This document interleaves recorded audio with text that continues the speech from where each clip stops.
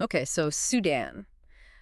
Pretty heavy stuff going on there. It's like, imagine living in a place where bombs are just like an everyday thing. Yeah, it's a tough reality for the Nuba Mountains right now in the middle of this brutal civil war. It's been raging for almost a year now, and it feels like the world's just kind of moved on. It's crazy. Over 10 million people have been displaced. It's one of the worst humanitarian crises we've seen globally. Yeah, for sure. So what we're going to do today is deep dive into the Nuba Mountains. This region has become a haven for about 250,000 people fleeing the violence. But even being a haven, it has its own scars, its own problems. Right, and we're going to really go deep into their stories. We've got some firsthand accounts from survivors, aid workers, people on the ground there. We'll hear how they're surviving, what they're struggling with, how they're getting basic needs met. It's like what's happening when all the news crews leave. Yeah, exactly. And just to give everyone some context, I was reading up on the Nuba Mountains, and it's been a conflict zone for decades, even before this current war. Oh, absolutely. The Nuba people have faced marginalization and oppression from the government in Khartoum for a long time. Khartoum. Yeah, that's the capital. And this treatment is really tied to their ethnicity and religion. They're different from those in power and have always been kind of pushed aside. And even before the war, they were really lacking basic resources and infrastructure. So it's like a crisis layered on top of another crisis. Exactly. Wow. Okay, so we've got these firsthand accounts. One that really stood out to me was Hannah's story. This woman lost her legs and two of her children in a bombing. Her story is just heartbreaking. It's unimaginable. Her kids were only 2 and 4 years old. Her account of the bombing is just harrowing. She said, quote, "When the bomb hit my house, I didn't immediately lose my leg, but my body just went completely numb. They rushed her to a hospital and had to amputate. Oh my gosh. And after all that, she still found a way to keep going. How? What struck me was her focus on her surviving children, her strength to keep going even in the face of such immense loss. It's pretty remarkable. She must have incredible inner strength. It makes you wonder how anyone can find hope after something like that. She spoke a lot about her faith, her belief that ultimately a higher power will judge those who cause this suffering. It makes you think about what really matters, what keeps someone going in the darkest of times. Right. And it's important to remember that the Nuba Mountains became a sanctuary for many people, just like Hannah. Fleeing for safety. But even in this sanctuary, the threat of violence is constant. So it's a story of survival, but also of living with this ever-present fear. Right. And speaking of fear, we have another account here, Namar Isel. She was a nurse in a town called Kum when the bombing started. Can you imagine the terror of those first moments? Oh gosh, I can't even imagine. Just chaos. Pure panic. She decided to flee, tried to reach the Nuba Mountains for safety, but even that journey was dangerous. Yeah, I bet. Just getting out of there must have been terrifying. She talked about the constant fear of being robbed or attacked. She even mentioned the risk of being raped while trying to escape. Oh gosh, it's like escaping one nightmare right into another one. Exactly. She described the journey saying, quote, "I was very scared because people were being robbed on the way and there was the danger of being raped." And she made it out. She did. But tragically, her father and brother went missing during the chaos. She still doesn't know what happened to them. So she's dealing with all of this, plus the worry about her family. It's just layer upon layer of trauma. It really is. The uncertainty, the constant worry on top of everything else. So she finally gets to the Nuba Mountains seeking safety. What happens to her then? She ends up working at the region's only hospital. And that's where she witnessed a whole other layer of this crisis, the impact it has on the most vulnerable. To children. Yeah, she talked about seeing an influx of malnourished kids.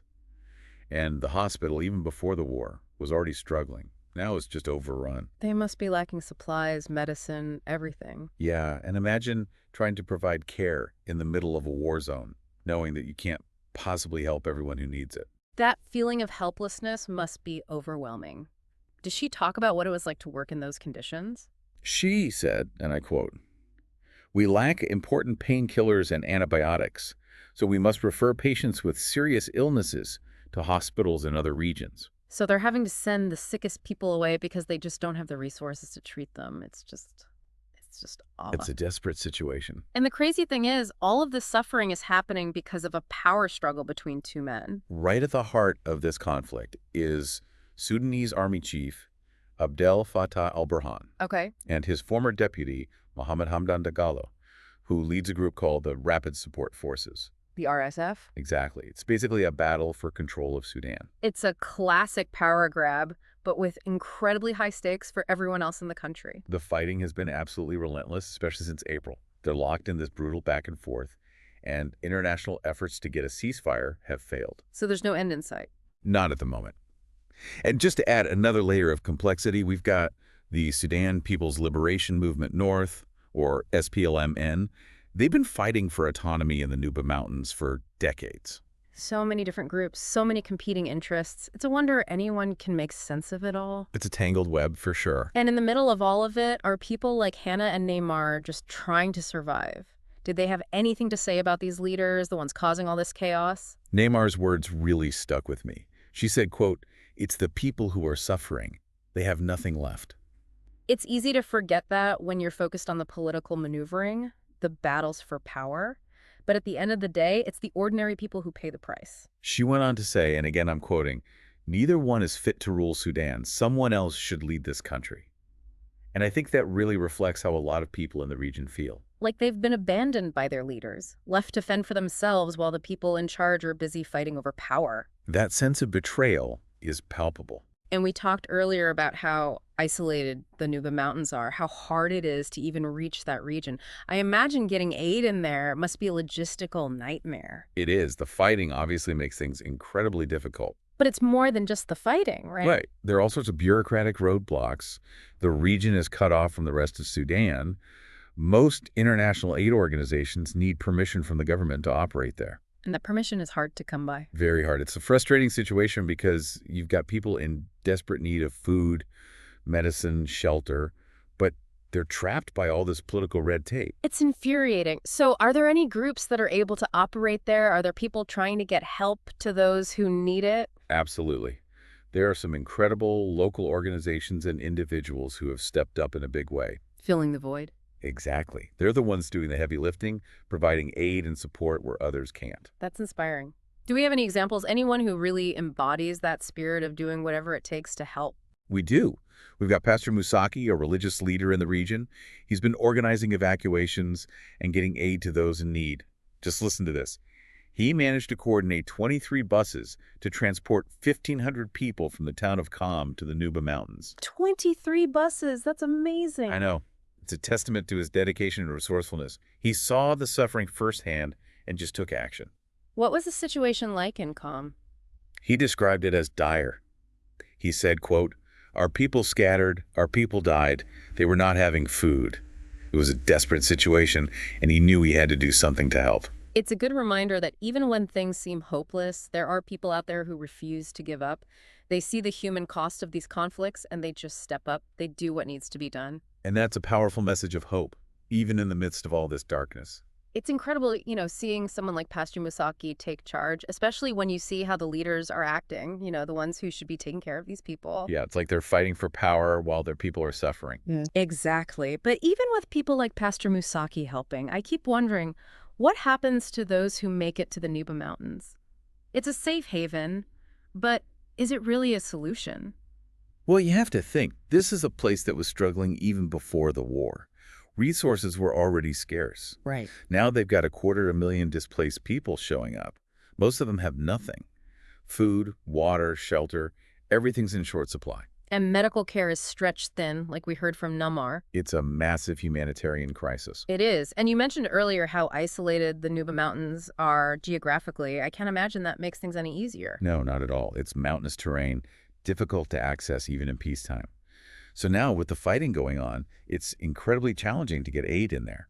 So are there any organizations besides individuals like Pastor Musaki that are working in the Nuba Mountains? There are a few, but they face huge obstacles. Like what?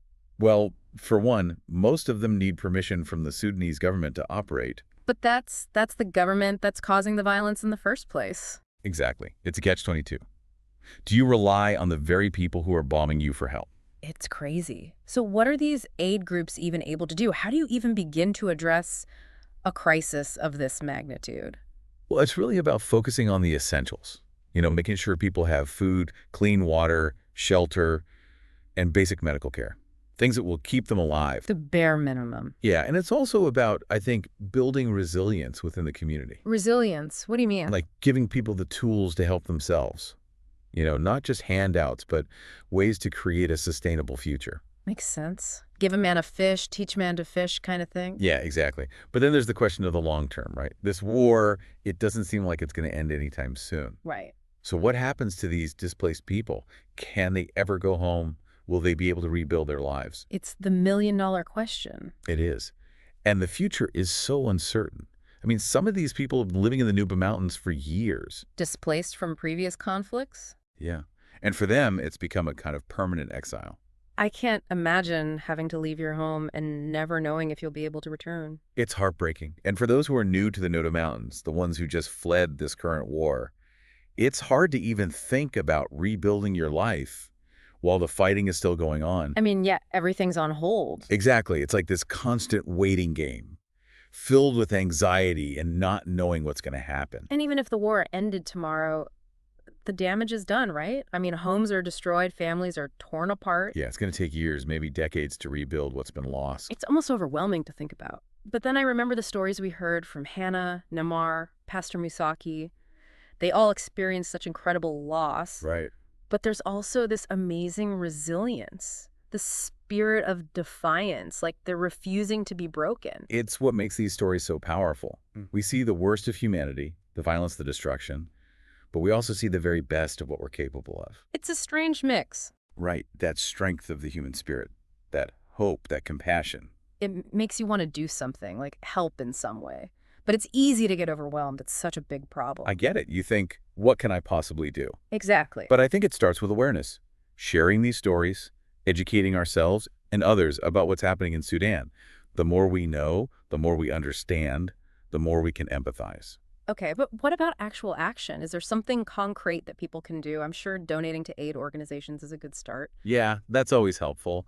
But it's also important to make sure you're donating to reputable organizations. Ones that are actually working on the ground in Sudan. Exactly. You want to make sure your money is going to the right place. And you can also contact your elected officials, let them know this conflict matters to you. So put pressure on the government to do more. Right. Advocate for increased humanitarian aid, diplomatic pressure to stop the fighting, hold those responsible for war crimes accountable. Okay, so donate, raise awareness, contact officials. I can see how that all adds up. Every voice, every action can contribute to real change. It's that ripple effect. Exactly. But it's important to remember that this isn't just about Sudan. No, it's not. It's about all the forgotten conflicts around the world. The places where people are suffering, often in silence because the world isn't paying attention. It's about remembering our shared humanity, recognizing that these are real people with real lives, and they deserve our compassion and support. We can't just look away. We can't. It's a lot to take in, you know? You hear these stories, and it's easy to feel overwhelmed by the scale of it all. Like, what can we really do? It's true. The suffering is immense. But then I think back to Hannah's story, choosing life for herself and her children after losing so much. Yeah. It's a powerful reminder that we can't give up hope. It really puts things in perspective, you know? You start to think about your own problems, and they seem so small in comparison. It's definitely a humbling experience. And I think that's part of what makes these deep dives so valuable. We get to step outside our own little worlds, connect with these human stories, and it changes us. I think so too. And it's why we need to keep having these conversations, keep shining a light on these forgotten conflicts. Because the more we understand, the more we empathize, the more likely we are to do something. So what can someone listening do? What are the best ways to help? Well, we talked about donating to aid organizations, but it's crucial to do your research. Right, not just any organization. Exactly. Look for groups with a proven track record, those working directly in the Nuba Mountains or with Sudanese refugees. And transparency is key. You want to know where your money's going. Makes sense. And you mentioned earlier about advocating for policy changes. Is that something individuals can actually influence? Absolutely. Contact your elected officials. Let them know this conflict matters to you. Push for increased humanitarian aid, for diplomatic pressure to stop the fighting, for accountability for those committing war crimes. So raise our voices, make some noise. Exactly. Because when enough people speak up, things start to change. And educating ourselves, educating others, that's going to be a big part of it too, right? Absolutely. Awareness is the first step towards action. It all comes down to connection, doesn't it? Connecting with these stories, with each other, with our shared humanity. I think so.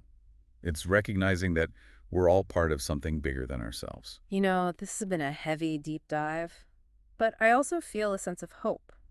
Hope that things can get better, hope that we can make a difference. I feel that too. It's that flicker of hope that keeps us going, even in the face of so much darkness. And to everyone listening, thank you for joining us on this journey. We hope you'll keep learning, keep exploring these issues, and find your own ways to make a difference. Thank you for listening.